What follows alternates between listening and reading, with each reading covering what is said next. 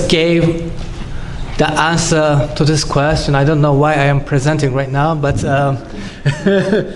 but still, I would like to then open up a perspective on this issue, and I would like to actually explore one particular question, and this is: can labor-related certification be a solution to the decent work deficit in the rural areas of global value chain?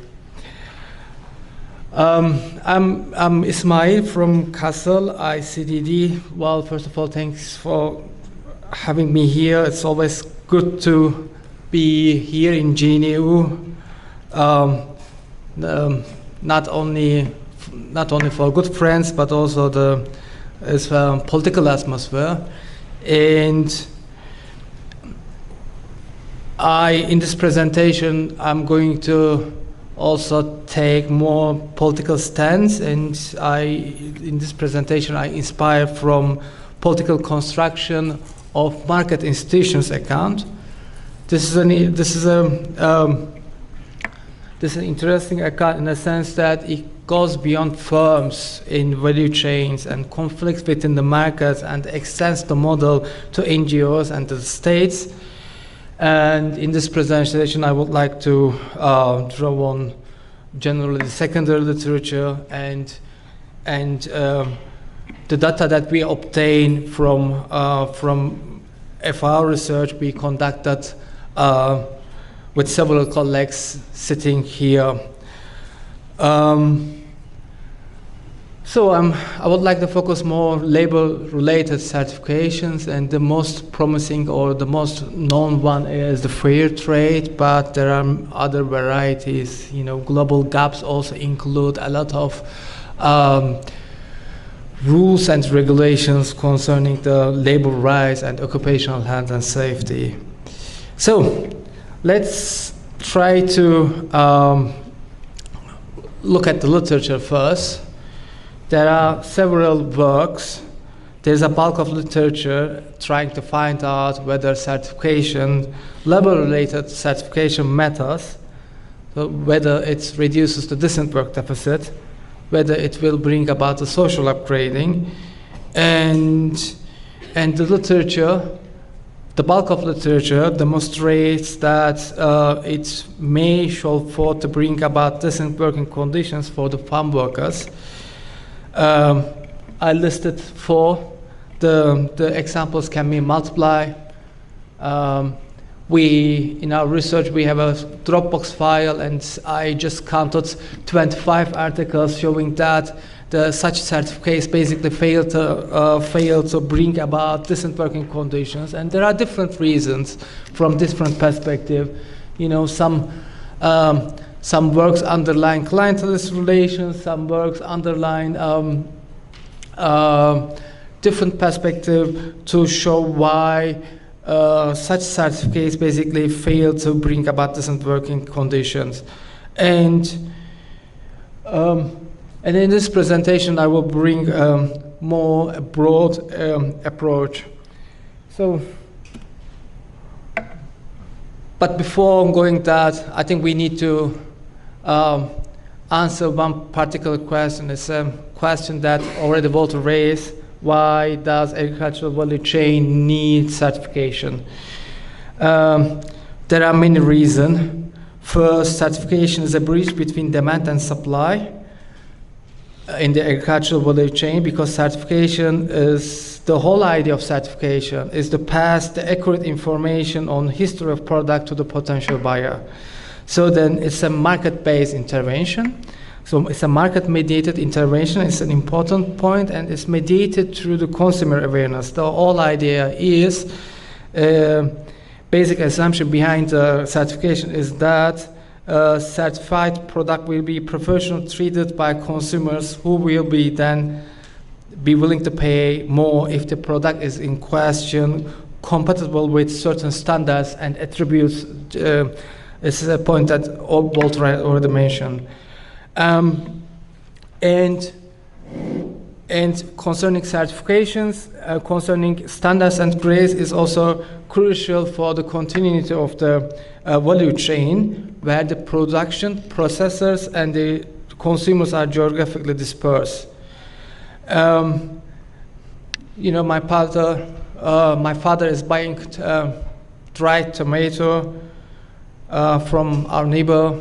He basically knows, he can observe all the production process, but today's in global value chain is impossible because the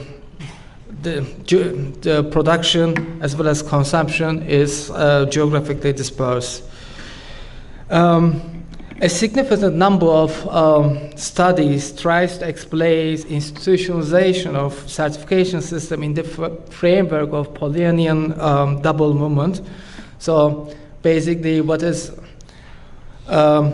it's treated as a popular pressure for change and mode of social protection against marketization in the age of neoliberalism, where the environmental cause or labor cause or other civic cause are seen an obstacle for growth.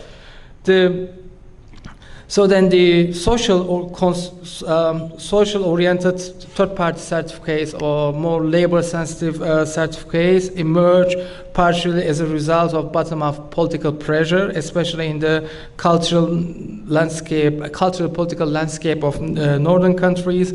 It's something that Walter has already mentioned, and some of them has been institutionalized by the NGOs. Certification basically solves two problems, especially at the upstream for the farmers. It's a point that I would like to underline. The first is reputation. So with the certification, basically a plantation farmer or a plantation owner in Assam can claim for being fair to their workers. So can claim for fair trade. So reputation is quite an important aspect. The second is the certification. With the certification, farmers can distinguish their products. So it's an also important aspect for the competition. So then with the certification, basically then farmers solve competition and reputation problem. And this is especially important where the agricultural produce has internationally traded. You know, today's mobile phones, textile products has been heavily traded, and the trade of the volume of the international trade of goods has expanded in a drastic way.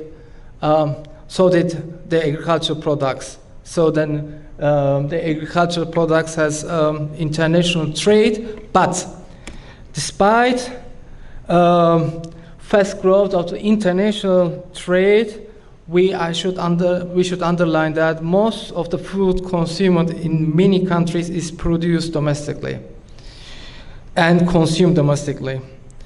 So this is a graph that I took from an FAO study, and it shows that net exports are within the range of 0 to 20%. And I choose this graph because it also shed light a little bit on our yesterday's discussions. It shows that the blues are the net exporters. So most of the northern countries are net exporters, where most of the southern countries are basically net importers. And it shows also that food is basically consumed mostly domestically. It has an important implication for certification. First, the geographic coverage for labor standards that's set by the certification bodies are territorially confined. It means the demand of the certified produce from the north determines the geographical coverage in the question. So most of the food supply consumed domestically, and only a small fraction of international traded agricultural produce are certified. This suggests that certified farms constitute only a small percentage of total agricultural land in the world. It definitely shows us that certification has only limited effect.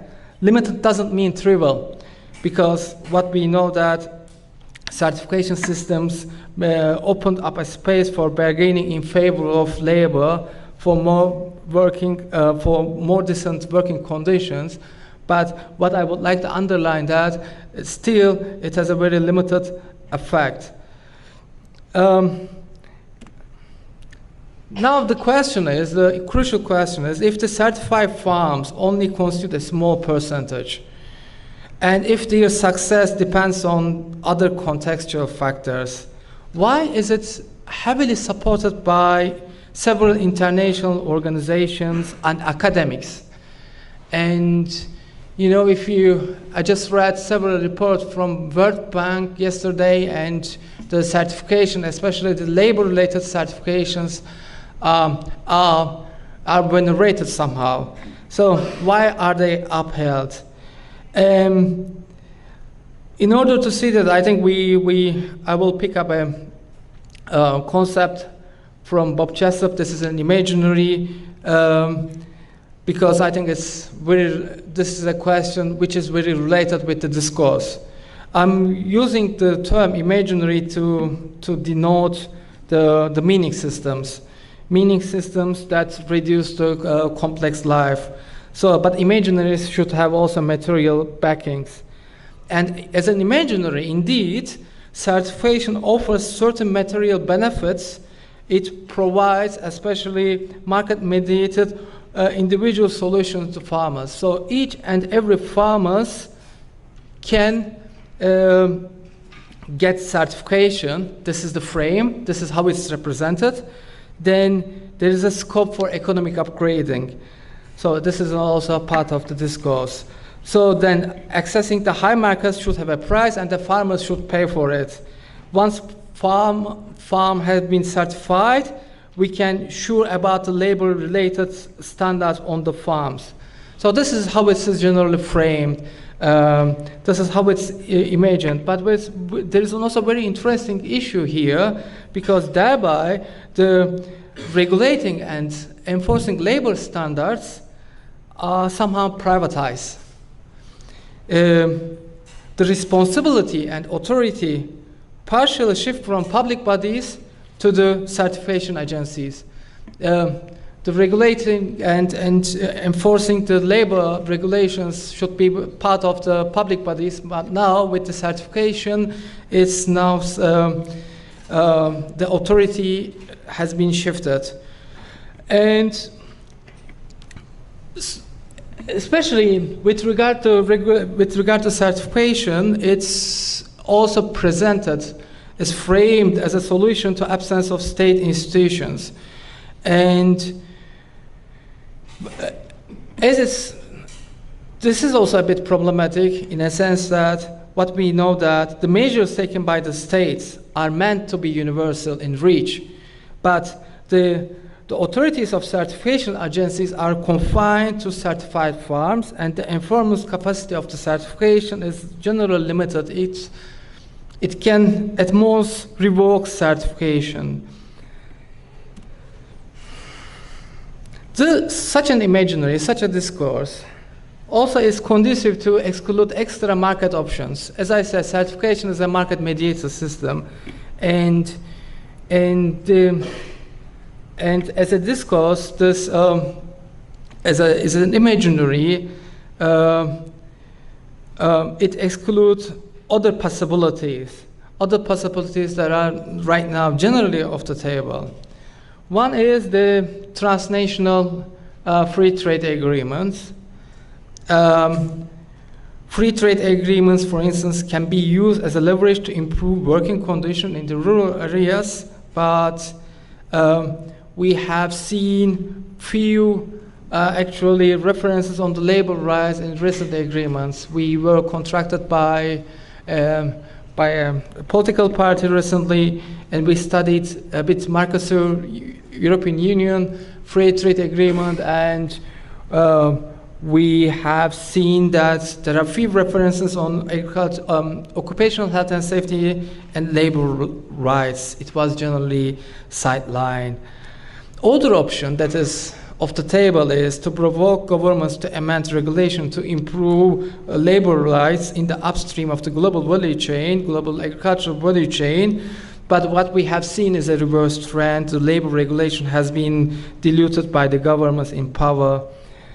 The other options would be to empower the labor inspection in the rural areas, but we have seen also a reverse trend. And for instance, our colleagues from Brazil inform us that the number of inspectors in rural areas decreased recently, especially since the impeachment and since the right-wing swing in Brazil, and their budgets also were cut, so they don't have enough car or gas for auditing. I would like to draw on some empirical research. We conducted a study that covers several case studies. Our focus was not certification, but we learned a lot. And what we actually learned is that, again, certification may improve working conditions, but the data that we obtained showed that under only some circumstances, if you have a really labor-friendly laws and good enforcement, then certification may work. And of course, organized workers also play an important role. And in this research, regardless of the product or regardless of the context, we underline the importance of the collective actions of farmers and the state support for the reduction in the decent work deficit. And in contrast to what is generally depicted, we also found out, I'm saying this research was actually guided by Christoph Scherer, and we have several researchers here. Manish is sitting at the back, Thales and Walter, and myself is very much involved with Jack here. And some of our key finding is sometimes, in some cases, certification is too expensive, and it doesn't necessarily lead to economic upgrading, let alone social upgrading. So, let me come to the conclusive remarks, then let me complete this session, or this presentation. The certifications has a limited impact. Again, limited doesn't mean trivial, but it's limited in a sense that it's a market-mediated process and it's geographically limited. And also a brief reasoning demonstrates us that certification is utilized to distinguish products from other, and it's generally presented as a requirement for the high-end markets, and it's generally presented as a tool for competition. But in general, it's a representative as a successful solution and as an alternative to extra market solutions. And if it's nowadays the crucial question is, if it's a limited, why should we then ponder on certification and decent work? But more important issue is that I have only mentioned about the discourse and the general and the involvement of the state and the NGOs in the certification schemes. I think we should look at more institutional entrepreneurs in order to have a more fine analysis. Thank you very much.